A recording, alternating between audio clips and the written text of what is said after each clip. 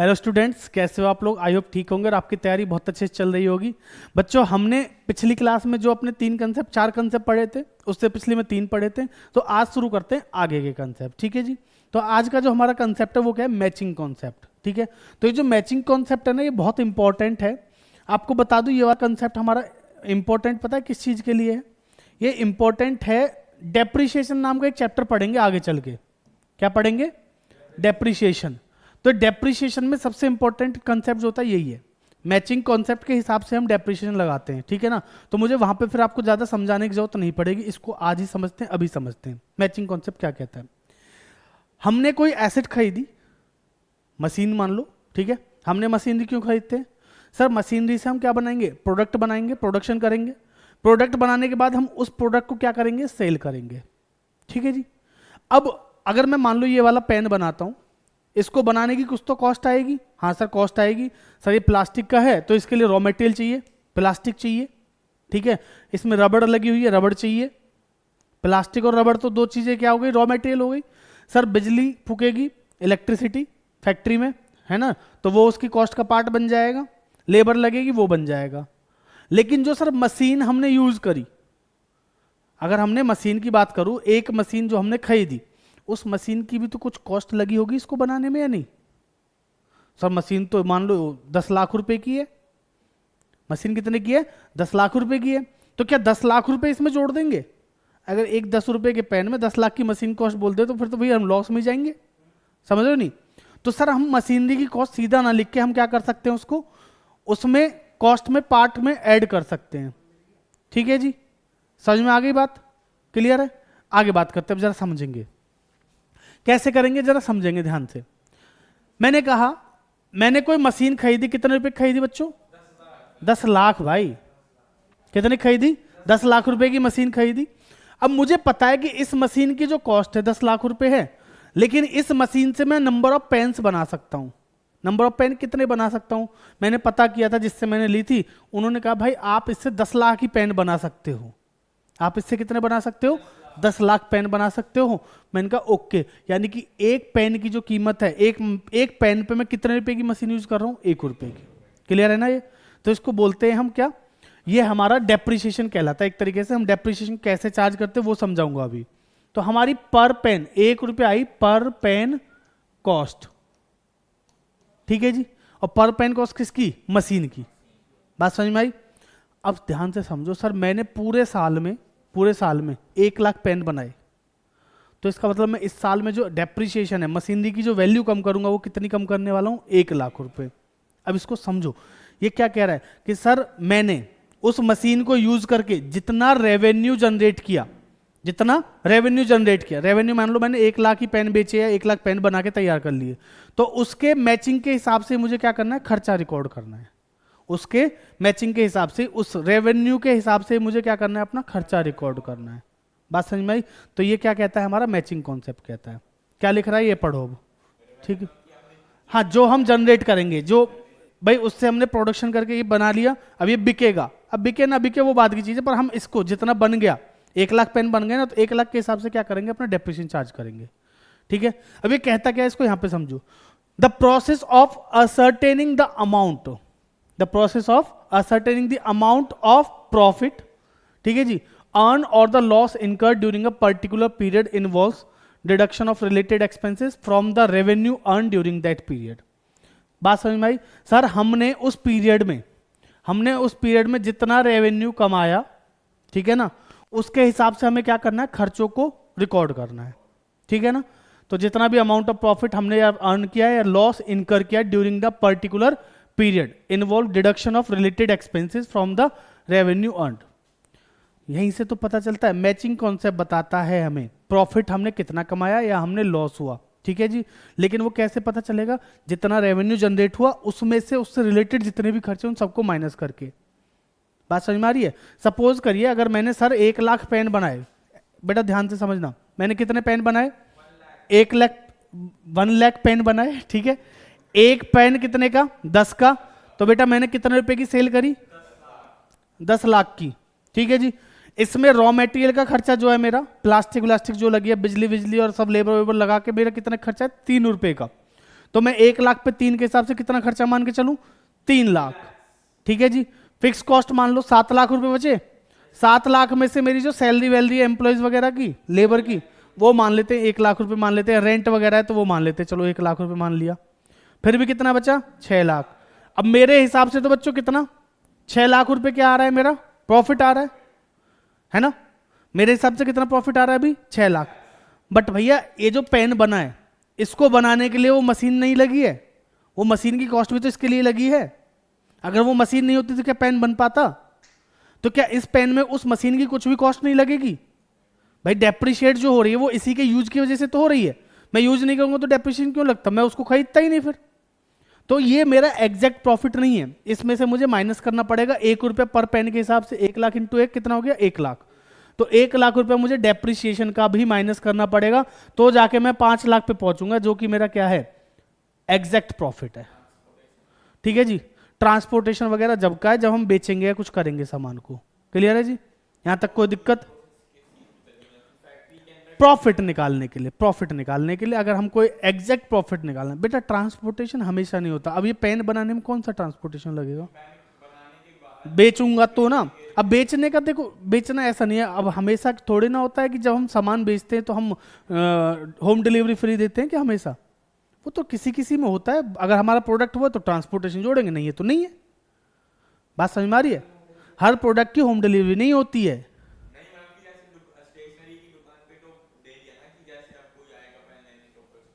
अरे वो तो स्टेशनरी की दुकान है ना भाई। अरे तो भाई पेन का मैं एक जस्ट एग्जांपल ले रहा हूँ, नॉर्मल, ज्यादा वैसे कुछ नहीं है। ट्रांसपोर्टेशन आप जो सोच रहे हो, देखिए अभी इसके बाद भी इसमें वो सैंपलिंग कॉस्ट आती है, भाई हमें इसका सैंपल देना पड़ता है ना। उसके बाद एडवर्टाइजमेंट की कॉस्ट भी आती है, बहुत सारे खर्चे होते हैं और भी, वो सब माइनस होने के बाद ही प्रॉफिट निकलेगा। बट मैं यहाँ पे जो इंपॉर्टेंट है, जो मैचिंग कॉन्सेप्ट के हिसाब से, वो है मेरा डेप्रिसिएशन वाला। मैं अभी सिर्फ वही बता रहा हूँ, है ना। तो वो तो हम सीखेंगे, उसमें क्या कहते हैं ट्रेडिंग P&L बनाना सीखेंगे, उसमें बहुत सारी चीजें सीखनी है। ऐसे तो आपको समझ में आया जी, कोई दिक्कत? चलो फिर आगे बात करते हैं। इसको मिटा दिया जाए, वापस हो जाती है कभी कभी गड़बड़ है। किसको? नहीं नहीं, चलने दो। क्लियर है जी यहां तक? चलिए अगला पॉइंट क्या है, the matching concept emphasize exactly on this aspect. Matching concept इसी एक्सपेक्ट पे काम करता है, ठीक है ना, खर्चों को रेवेन्यू से मैच करने में काम करता है। बात समझ में आओ। It state that expenses incurred in an accounting period should be matched with revenues during that period. तो जो बात मैंने बोली वही इसने लिखी है। क्या लिखी है कि भैया एक्सपेंसेस जो इनकर हुए हैं इन एन अकाउंटिंग पीरियड, वो मैच होने चाहिए विद द रेवेन्यू। ठीक है जी, ड्यूरिंग दैट पीरियड, जो रेवेन्यू है उस साल का, उससे क्या होने चाहिए, खर्चे मैच होने चाहिए। क्लियर? तो ये हमारा मैचिंग कॉन्सेप्ट है, आप इसका स्क्रीनशॉट ले सकते हो। ठीक है जी, बहुत बढ़िया। ये वाला फिर से समझ लो बेटा, ये कह रहा है कि जो एक्सपेंसेस इनकर हुए हैं पूरे अकाउंटिंग पीरियड में, ये जो हमारा 1 अप्रैल से लेकर 31 मार्च तक अकाउंटिंग पीरियड होता है ना, उसमें आपने जितने भी खर्चे किए हैं, ठीक है ना, उनको आपको क्या करना है, मैच करना है विद रेवेन्यू, अपने रेवेन्यू से मैच करना है। रेवेन्यू मतलब मैंने खर्चा किया एक 10 लाख का, अब 10 लाख का पूरा खर्चा मेरा, ऐसा तो है नहीं कि 1 साल में उसका रेवेन्यू जनरेट हो जाएगा। जो 10 लाख की मशीन है उससे जरूरी थोड़े मैं 1 साल में पेन बना लूंगा, हो सकता है 10 साल में जाके बने। ठीक है ना, तो जितना मैंने इस बार पेन बनाए तो उसके हिसाब से उतना खर्चा मुझे क्या करना पड़ेगा, इस साल में रिकॉर्ड करना पड़ेगा। बात समझ में आई? हाँ, इस साल में लगाया उतना मुझे दिखाना पड़े, रिकॉर्ड करना पड़ेगा, P&L अकाउंट में चार्ज करना पड़ेगा, क्योंकि मशीन मेरी एसेट है। एसेट को खर्चा थोड़ी मान लूंगा, तो उसके हिसाब से उसका डेप्रिसिएशन लेके आऊंगा, तो उसके हिसाब से क्या निकालेंगे, प्रॉफिट और लॉस। डेप्रिसिएशन एक चैप्टर है पूरा, falls in the value of tangible assets, आगे पढ़ेंगे आराम से, कोई दिक्कत नहीं। ठीक है जी, क्लियर? अब चलते हैं, इसका आप स्क्रीनशॉट ले सकते हो बाद के लिए, ठीक है, और या लिख सकते हो, नोट्स बना सकते हो, समझ रहे हो ना, आपसे कह रहा हूं। हाँ, अब चलते हैं अगले कॉन्सेप्ट पे। ठीक है जी, अगला कॉन्सेप्ट क्या है हमारा, फुल डिस्क्लोजर कंसेप्ट। क्या है? Full disclosure concept. बहुत सिंपल है, ज्यादा कुछ नहीं है। ये कहता है कि भाई अगर आप जो पॉलिसीज आपको बताई गई हैं, जो अकाउंटिंग के एजम्पशंस हैं, अगर आप उनको फॉलो करो कोई दिक्कत नहीं है। अकाउंटिंग एजम्पशंस अभी पढ़ेंगे आगे, फंडामेंटल अकाउंटिंग एजम्पशंस जो भी हैं, आप अगर उनको फॉलो कर रहे हो, ठीक है ना, तो कोई दिक्कत नहीं है। लेकिन अगर आप फॉलो नहीं कर रहे हो तो आपको डिस्क्लोज करना पड़ेगा कि आप क्यों फॉलो नहीं कर रहे हो और कौन से फॉलो कर रहे हो। ऐसे समझिए आपके लिए कुछ रूल्स बनाए गए हैं, या तो आप वो रूल्स फॉलो कर रहे हो, आप रूल्स सभी फॉलो कर रहे हैं तो आप भी कर रहे हो, कोई दिक्कत नहीं है, कुछ बताने की जरूरत नहीं है। लेकिन अगर आप उनमें से किसी रूल को फॉलो नहीं कर रहे हो तो आपको पूरा डिस्क्लोजर देना पड़ेगा, मैं ये रूल इस वजह से फॉलो नहीं कर पा रहा हूं। जैसे मैंने आपको बताया ना कि हमारे स्कूल में क्या होता था, लंच वगैरह का आप थोड़ा सा सिस्टम मैंडेटरी कर रखा है ना बच्चों के लिए। तो अगर कोई बच्चा, देखो अगर लंच लेके आ रहे हैं तो कोई दिक्कत ही नहीं, कुछ बताने की जरूरत नहीं है। लेकिन अगर कोई बच्चा लंच नहीं लेके आया तो उसको बताना पड़ेगा ना, मैं क्यों नहीं लाया, मेरी मम्मी मायके गई हुई है, कुछ मतलब कुछ भी हो सकता है वो, है ना जी। समझ में आ रही है बात। तो वही कह रहा है कि the principles of full disclosure requires that all material, यानी कि जो काम की चीजें हैं हमारी, एंड रेलिवेंट फैक्ट्स जो हैं कंसर्निंग, जो कंसर्न करते हैं किसको, financial performance of an enterprise.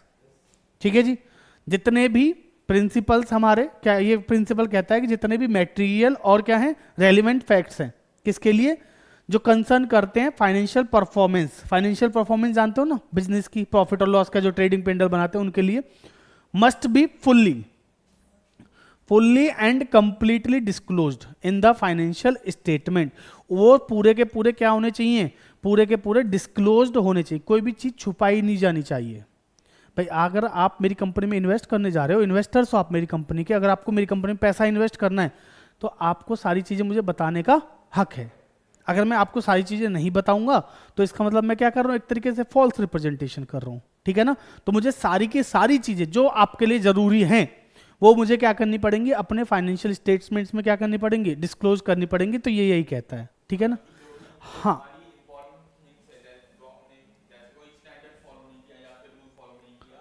सब नहीं नहीं, देखो पहली बात तो रूल्स आपको फॉलो करने पड़ेंगे, ठीक है। बट अगर आप कोई, जैसे हमारे यहाँ पे दो कंसेप्ट है, एक एक्रूअल बेसिस, एक कैश बेसिस। आप एक्रूअल बेसिस फॉलो कर रहे हो, आपको कुछ बताने की जरूरत नहीं है, सब मानेंगे आप एक्रूअल बेसिस फॉलो कर रहे हो क्योंकि फंडामेंटल एजम्पशन है। लेकिन अगर आप एक्रूअल बेसिस फॉलो ना करें, कैश बेसिस से अकाउंटिंग करने लगे, कर सकते हो अकाउंटिंग तो उससे भी। अगर आप कैश बेसिस से अकाउंटिंग कर रहे हो तो आपको बताना पड़ेगा कि भैया मैं कैश बेसिस यूज कर रहा हूँ, मैं एक्रूअल यूज नहीं कर रहा हूँ। समझ रहे हो। अगर आप कोई रूल फॉलो कर रहे हो, रूल है वो भी फॉलो कर रहे हो तो बताने की जरूरत नहीं है। लेकिन अगर आप वो रूल फॉलो नहीं कर रहे हो तो आपको बताना पड़ेगा आप क्यों नहीं कर रहे हो, ठीक है जी। And there accompanying foot note, मतलब ये फाइनेंशियल स्टेटमेंट में बताओ या फिर नीचे फुट नोट में बताया जाएगा, ऊपर बैलेंस शीट में तो कहीं लिखोगे नहीं, नीचे नोट देके ही बताएंगे, ठीक है जी। This is to enable the users to make correct assessment about the profitability and financial soundness of the enterprise and help them to take informed decisions. Simple बात कह रहा है कि भैया इससे क्या होगा, यूजर्स को एक डिसीजन लेने में आसानी रहेगी और कुछ नहीं। अगर मुझे पता ही नहीं होगा, आपने कैश बेसिस से अकाउंटिंग करी और मैं एक्रूअल बेसिस से सारी चीजों को एनालाइज करूंगा तो ऑब्वियसली बात है जमीन आसमान का अंतर आ जाएगा। लेकिन अगर मुझे पहले से डिस्क्लोज कर रखा होगा नीचे कि भैया हमने कैश बेसिस यूज किया है, तो फिर मैं उसके हिसाब से एनालाइज करूंगा और चीजें अगर मुझे सही लगेंगी तो मैं आपके उसमें क्या करूंगा, इन्वेस्ट कर लूंगा। समझ लो, तो ये अपना डिसीजन जो ले पाऊंगा। तो ये कह रहा है कि इनेबल करता है यूजर को to make correct assessment about the profitability, किसके लिए, प्रॉफिटेबिलिटी के लिए, और financial soundness of the enterprises and help them to make informed decisions. ठीक है जी, help them to take informed decisions. यहां तक कोई दिक्कत किसी को, क्लियर है। चलो फिर अगले पॉइंट पे चलें जी। ठीक है, नेक्स्ट पे आ जाओ। इसका भी आप स्क्रीनशॉट ले सकते हो, ठीक है जी। कंसिस्टेंसी, ये फंडामेंटल एग्जम्पशन भी है और वैसे भी एक कंसेप्ट भी है, तो दोनों तरीके से समझ लो। कंसिस्टेंसी का मतलब क्या होता है, कंसिस्टेंसी मतलब कंसिस्टेंट रहना किसी चीज पे। अब जैसे मैं हूं, मेरे अंदर कंसिस्टेंसी की थोड़ी प्रॉब्लम है, मैं कुछ दिन वीडियोस डालता हूं, फिर रुक जाता हूं, फिर डालता हूं, फिर पर अभी मैंने भी इस बार सोचा है कि मैं पूरा कंसिस्टेंट रहने वाला हूं यूट्यूब पे वीडियोस डालने के लिए, ठीक है, क्योंकि हमने अब अपना सेटअप उसी हिसाब से लगा लिया है, ठीक है जी। तो जरा ध्यान से समझना, कंसिस्टेंसी का मतलब क्या है कि भाई आपने अगर कोई मेथड फॉलो किया, आपने किसी भी चीज का, जैसे डेप्रिसिएशन में आप मेथड्स देखोगे, इन्वेंट्री वैल्यूएशन के मेथड्स होते हैं, गुडविल वैल्यूएशन के मेथड्स होते हैं। आपने जो मेथड एक बार फॉलो किया, आपने इस बार लगाया SLM method, straight line method, फिर आपने WDV लगाया, फिर स्ट्रेट लाइन में लगाया, तो इससे क्या होगा, आपके इन्वेस्टर्स कंफ्यूज रहेंगे। भाई सिंपल सी बात है, हर कोई कंफ्यूज रहेगा। पहले आपने स्ट्रेट लाइन मेथड लगाया, फिर आपने रिटर्न डाउन वैल्यू मेथड लगाया, दोनों में क्या प्रॉफिट अलग अलग आएगा। डेप्रिसिएशन में पढ़ोगे आप, आराम से, ज्यादा सोचो मत, नाम है मेथड्स के, ठीक है जी। या फीफो लगाया, लीफो लगाया, ये इन्वेंट्री वैल्यूएशन में सीखोगे आप, है ना। लीफो मतलब last in first out, FIFO मतलब फर्स्ट इन फर्स्ट आउट, तो ये अलग चीज है, मेथड से मतलब आपने, ये क्या कहता है, ये कहता है कि अगर आपने कोई मेथड यूज किया तो भैया कंसिस्टेंटली एक ही मेथड को क्या करते रहो, यूज करते रहो। अच्छा यूज नहीं करोगे तो, अगर सेम मेथड को आप यूज नहीं कर रहे हो तो आपको, अभी पिछले वाले ने क्या बोला था, डिस्क्लोज्ड करना पड़ेगा। समझ में आई बात। अगर आप सेम मेथड यूज कर रहे हो, आपने पिछले साल जो मेथड यूज किया था, मैं तो मानूंगा इस बार भी कि आपने वही यूज किया। अगर आप वो यूज नहीं करोगे तो आपको क्या करना पड़ेगा, डिस्क्लोज करना पड़ेगा, भैया मैंने वो वाला नहीं किया, इस बार दूसरा यूज किया, बताना पड़ेगा, ठीक है। और ये कहता है कि भैया आपको यूज एक ही करना चाहिए, ठीक है जी। कंसिस्टेंसी, एक ही मेथड पे आपको क्या करना है, कंसिस्टेंटली रहना है, ठीक है जी। तो ये कह रहा है व्हेन अकाउंटिंग पॉलिसीज और practices followed by enterprises are uniform and are consistent over the period of time, ठीक है जी। जो प्रैक्टिस और जो मेथड या जो तरीके आपने यूज करें वही आपके क्या रहने चाहिए, कंसिस्टेंट रहने चाहिए, ठीक है जी। आगे क्या कह रहा है, an investor wants to know the financial performance of an enterprise in the current year as compare to that in the previous year. क्योंकि देखिए जो इन्वेस्टर होते हैं ना हमारे, इससे एक दिक्कत और आएगी ना, इन्वेस्टर ने इस पिछले साल के डाटा से इस साल का डाटा क्या करना है, कंपेयर करना है, समझ रहे हो। अब आपने पिछले साल दूसरा मेथड यूज किया, इस बार दूसरा मेथड यूज किया है, तो वो कंपैरिजन में क्या होगी, उसको प्रॉब्लम होगी, बात समझ रहे हो। तो उसको फिर क्या करना पड़ेगा, या तो इस बार के डाटा को पिछले साल वाले के मेथड के हिसाब से पहले तैयार करना पड़ेगा, फिर कंपेयर करेगा, या पिछले साल वाले को इस साल के हिसाब से जो मेथड इस बार किया है उसके हिसाब से करना पड़ेगा, फिर कंपेयर करेगा। तो भैया मेहनत ज़्यादा होगी। अब किसी को अगर आप ऐसे मेहनत करने के लिए बोलोगे तो वो क्या कहेगा, छोड़ो इसको, मैं नहीं, दूसरी कंपनी देखता हूँ, उसको एनालाइज करूंगा, उसमें इन्वेस्ट करूंगा, ठीक है ना। तो इन्वेस्टर्स के लिए चीज़ें आसान रखनी चाहिए, ठीक है प्रथम बाबू, समझ रहे हो। तो यही कह रहा है कि investor wants to know the financial performance of an enterprise in the current year as compare to that in the previous year. इस साल की और प्रीवियस ईयर की क्या करनी है, कंपेयर करनी है। कंपेयर करने के लिए क्या करेंगे, वो सेम मेथड्स होंगे तो ज्यादा ठीक रहेगा उनके लिए, ठीक है ना। तो इसीलिए हमें कंसिस्टेंसी रखनी चाहिए। ही में compare this years net profit with that in the last year. वो जो भी बोला है, इस साल के प्रॉफिट को क्या कर सकता है, कंपेयर कर सकता है लास्ट ईयर से। समझ में आ गई जी बात। तो ये क्या कहता है, हमारा कंसिस्टेंसी मेथड कहता है। यहां तक कोई दिक्कत, तो बेटा इसका भी आप स्क्रीनशॉट ले लो, ठीक है। तो ये हमारा जो चैप्टर 3 है आप लोगों की बुक का, हम टीएस अग्रवाल से पढ़ाई कर रहे हैं, जैसा कि आपको पता ही है, आप लोगों को नहीं पता इसलिए बता रहा हूं। तो ये जो हमारा चैप्टर 3 था, ठीक है जी, बेसिक अकाउंटिंग कंसेप्ट, हमारे इस चैप्टर के ज़्यादातर जितने भी कंसेप्ट जो इंपॉर्टेंट कंसेप्ट आपके एग्जाम में पूछे जाते हैं वो सारे कवर हो गए हैं, ठीक है। तो आप लोग इनके जो नोट्स हैं, मैंने बहुत शॉर्ट में लिखे हैं, देखो बुक में तो बहुत सारे बड़े बड़े लिखे हुए हैं, मैंने शॉर्ट में आपको समझा के शॉर्ट में आपके लिए नोट्स लिख रखे हैं, तो आप इनको क्या कर सकते हो, नोट्स बना सकते हो, ठीक है जी। समझ में आ गई बात, क्लियर है यहाँ तक। अभी अगली वीडियो में हम फंडामेंटल अकाउंटिंग एजम्पशंस ऑलरेडी मैं डिस्कस कर चुका हूँ इसमें, बस आपको बता दूंगा कौन कौन से हैं, ठीक है। और उसके बाद हम अगला जो चैप्टर है हमारा बेसिस ऑफ अकाउंटिंग उसको करने वाले हैं, क्लियर है यहाँ तक। तो बच्चों मिलते हैं अगली क्लास में, तब तक के लिए धन्यवाद। चैनल को लाइक शेयर सब्सक्राइब जरूर कर दीजिएगा, ठीक है जी। मिलते हैं अगली क्लास में, धन्यवाद।